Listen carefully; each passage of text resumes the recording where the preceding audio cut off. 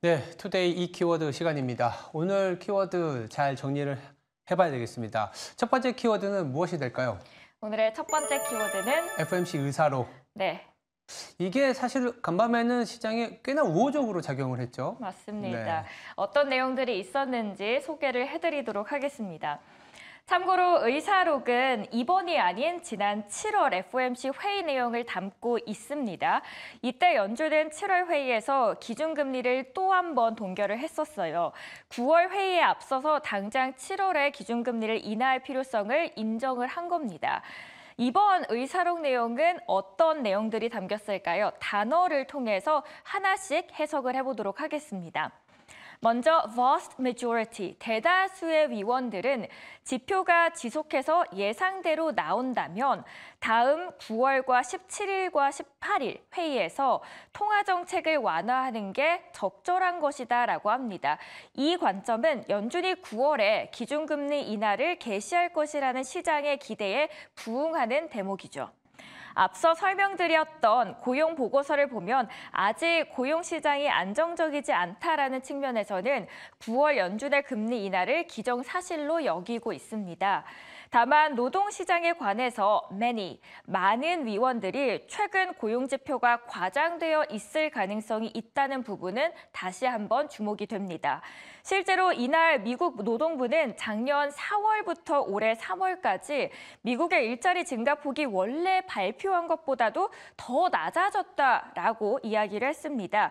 미국의 노동통계국이 작년 4월부터 올해 3월까지, 그러니까 12개월이죠. 이 기간 동안의 데이터를 보면 대규모로 수정을 하게 됐습니다. 무려 81만 8천 건을 하향 조정한 겁니다.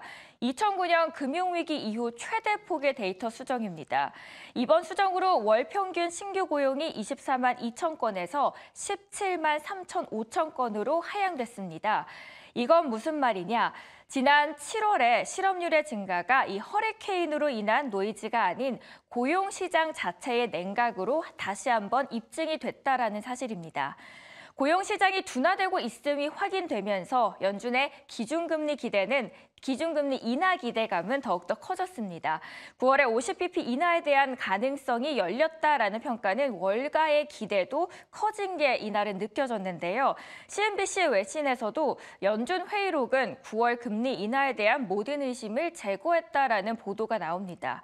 반대로 생각을 해보면 사실 의사록과 잭슨홀 미팅에서 제롬 파월 발언이 기대에 만약에 못 미칠 경우에는 시장이 큰 변동성을 겪을 가능성도 있다라고도 해석을 해볼 수 있겠죠.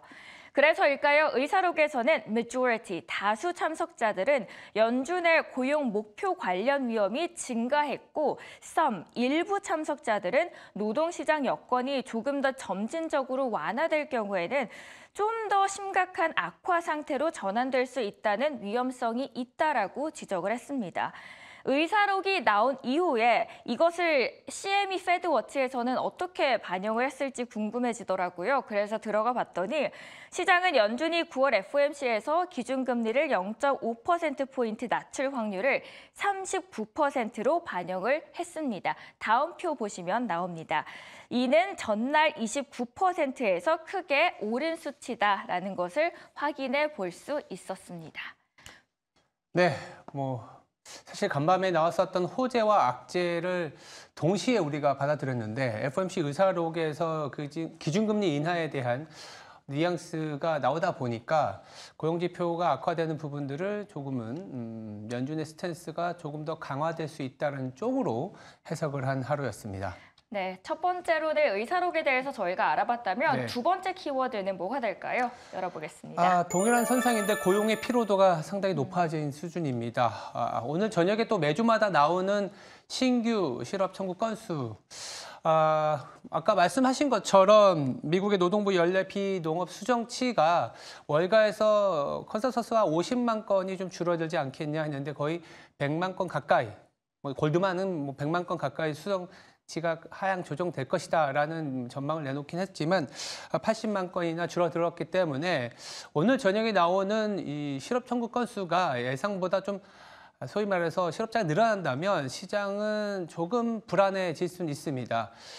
불안해지기보다는 최근에 이제 엔화가 강해지면서 캐리 트레이드 청산에 대한 압력이 높아진 상황인데 이렇게 되면 미국의 어떤 금리는 예상보다 더 빠르게 내려가야 된다. 내지는 연준이 지금 25bp가 아니라 50bp를 단행을 해야 된다라는 또 시장의 우려와 요구가 높아지는 시기가 됐습니다. 그러다 보니까 오늘과 내일 잭슨 홀 그리고 이 제가 말씀드렸던 오늘 저녁에 나오는 신규 실업 청구 건수에 따라서는 시장이 좀 변동성이 발생할 가능성도 없지 않아 있습니다. 어제 간밤에 미 증시는 잘 버티고 반도체 위주로 올라와 주긴 했습니다만 동시에 올라온 지표 공포지수라고 하는 빅스도 상승을 했습니다. 그래서 시장 자체가 아직은 좀 불안함이 있다라는 그런 액션을 보여주고 있는데요. 오늘 저녁에 나오는 신규 실업 청구 건수가 시장 예상만큼 나와주고 내일 잭슨홀에서 연준의 파월이 금리 인하는 하지만 경제 상태는 우리가 봐왔던 만큼 잘 유지가 되고 있다 정도로 해석을 해준다면 변동성은 다시 또 기회가 되지 않을까 이렇게 생각이 듭니다. 네, 그 변동성 우리가 어떻게 활용할지도 꾸준히 저희 체크를 해보도록 하겠습니다. 네. 마지막 키워드 함께 보시죠. 마지막 키워드는 전일 우리 수출 데이터에 대한 의미를 재해석을 좀 해봐야 될 것 같습니다. 아시겠지만 수출 데이터 한 달에 3번이나 나옵니다. 10일, 20일 그리고 매월 1일에 나오는 수출 데이터가 어제 또 20일 속보치가 나왔는데요. 상당히 많은 어떤 분석들 그리고 시장의 반응들이 있었습니다만 저는 한 2가지 측면에서 바라봤습니다. 첫 번째는 여전히 중국의 비중이 높다라는 겁니다. 미국으로의 수출이 상당히 늘어났고 전체적으로 보면 20% 이상 늘어났습니다. 비중으로.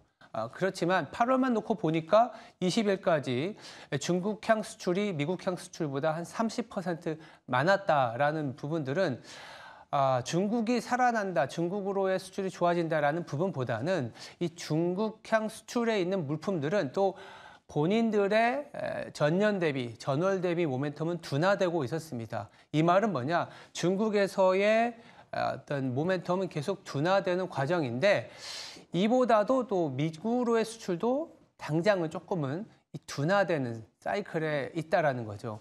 그러다 보니까 한국 시장이 지금 2,700에서 뭔가 약간 무중력 상태로 계속 유지가 되는 거 아닌가라는 생각이 드는데 한 가지 아이디어는 그 안에서도 중국 비중이 계속 줄어드는 업종에 대해서는 조금씩은 바닥 탈피 내지는 앞으로의 가능성에 대한 베팅을 하는 구간이지만 미국으로의 방향성이 당장은 좀 고민이 된다. 고용지표 자체가 둔화되고 있는 상황이기 때문에 미국으로의 방향도 아직은 좀 시간이 필요한 거 아니냐라는 얘기들이 나오고 있습니다. 대표적으로 반도체 같은 경우에도 월간 데이터만 놓고 보면 증가율이 좋게 나왔지만 이게 피크아웃을 보여주고 있는 거다라고 해석하시는 분들도 있습니다.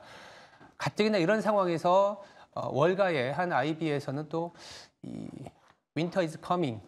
겨울이 다시 또 왔다 이런 식의 보고서를 내다 보니까 어제 삼성전자, 하이닉스 주가가 좋지는 않았습니다. 블랙웰의 어떤 지연이라든지 아이폰 새 모델이 나오는 그 기대감까지는 아직 한 달 정도 남아있기 때문에 FOMC 9월 좀 지나고 그리고 엔비디아에 대한 기대 더불어서 아이폰에 대한 기대가 살아난 그 수준까지는 반도체가 좀 이렇게 소위 말하는 박스피의 가능성이 높지 않을까라는 생각이 드는 하루였고요. 그러다 보니까 어제 시장을 보시면은요, 수출보다는 내수에 좀 집중을 하는 것 같아요. 내수는 잘 안 좋습니다. 안 좋지만 이 최악의 국면을 벗어나는 거 아니냐. 오늘 금통위가 있는데 금리를 내려준다면 PF 부담이 그나마 좀 경감이 되는 건설주 보자. 아니면 금리를 내려줬을 때 올 수 있는 비용이 좀 떨어지는 부분들, 유틸리티도 좀 보는 것 같고요. 더불어서 항공 운수. 그동안 우리가 좀 지켜보지 않았던 업종들이 소외되었었는데 한국은행이나 내지는 글로벌리 봤을 때 최악의 국면을 벗어나고 있는 업종들에 관심을 두고 있는 분위기입니다. 이런 약간의 시장 내의 흐름이 조금 바뀐 지점을 좀 해석을 해드렸고요. 이런 부분들이 더 유지되는지 같이 챙겨봐야 되겠습니다. 국내 증시 박스권 안에 머물고 있는 이유, 아직 중국의 비중이 크다는 점이 발목을 잡고 있습니다. 그러면 어디를 봐야 되냐? 내수 쪽으로 눈을 돌릴 수 있고요. 그 안에서도 유틸리티, 건설 등을 언급해 주셨습니다. 오늘도 세 가지 키워드 통해서 이슈들 살펴보셨습니다.